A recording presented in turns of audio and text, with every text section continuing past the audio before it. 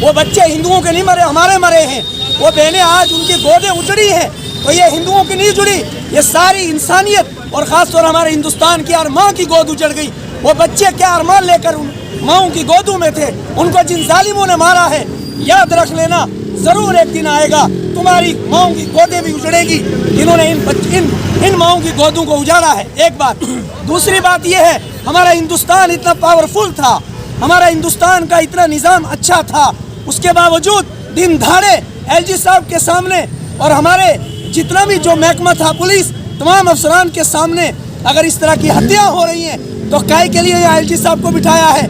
और एलजी साहब, हाथ जोड़ के मैं मुस्लिम कमेटी की तरफ से पूरे हिंदुस्तान और पूरे कश्मीर की तरफ से कह देना चाहता हूँ, आज आम आदमी पार्टी का संगठन मंत्री और जनरल सेक्रेटरी होने के एतबार से कह देना चाहता हूँ कि 24 घंटे से अंदर अंदर अगर इनको अन्याय नहीं मिल रहा और उन फराडियों को नहीं पकड़ पा रहे, उन जालिमों को अगर नहीं पकड़ पा रहे और इंसान के खून पीने वालों को, खून बहाने वालों को नहीं पकड़ पा रहे हो, तो अपनी नौकरी छोड़ दो। काहे के लिए बैठे हो? तुम्हारी आंखों के आगे हिंदू माओं की गोदें उजड़ी हैं, कितने मुसलमान कहाँ मरे और पंडित बेचारे अपने घरों से उजाड़ के रखे हैं। ये कहाँ का उसूल है, कहाँ की हुकूमत है, कहाँ का इंसाफ है? और तमाम ही मौलानाओं से और तमाम इस्लामी बड़े बड़े जिम्मेदारों से कहूँगा, कुरान के हर सफ़े में, हर लाइन में कहीं ये तो नहीं लिखा था कि आप किसी को कत्ल करो। वहाँ तो सबको पूरा हक देना था, और अगर कहीं को दिक्कत आती थी तो उनका साथ दिया जाता था। ये कौन सा नया प्रोपगंडा निकाला है? और साफ वाज़ेह कहूँगा, बिल्कुल इसको छोड़ दीजिए और सारी आवाम मिलकर, ये जितने भी हैं, वो डीजी साहब हैं, एलजी साहब हैं, डीसी साहब हैं, एसपी साहब हैं, इन सबको उठा के घर भेजो और हमारे जम्मू कश्मीर के लिए एलजी को ऐसा भेजो कि जो इस इंसानियत के ऊपर रहम करे। वो पंडित बेचारे दर बदर फिर रहे, वो बच्चों की माँओं की गोदें उजड़ गई और अभी तक कोई फैसला नहीं।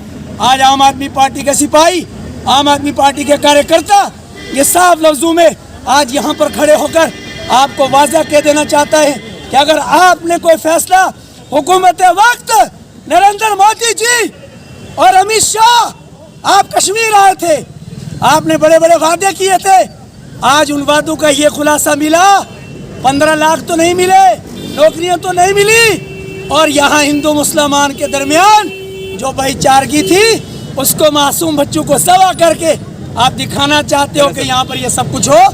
ये कभी नहीं होगा। लिहाजा इन बच्चों को, इनकी माओं को इस तरह इंसाफ 10 लाख से नहीं मिलेगा।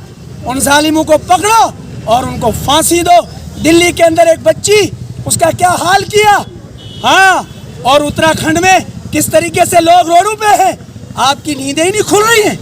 आप सिर्फ हिंदू मुस्लिम करने जा रहे हो, मंदिर मस्जिद करने जा रहे हो, आप होश नहीं ले रहे हो। आखिर कब होश लोगे आप? लिहाजा एक मौलाना होने के एतबार से, एक मुस्लिम, एक जिम्मेदार और गुरु होने के एतबार से साफ कहता हूँ कि कहीं भी इस्लाम में इस तरह का कोई जिहाद तो दूर की बात, सबसे बड़ा फसाद है और सबसे बड़ा इंसानियत का कत्ल है।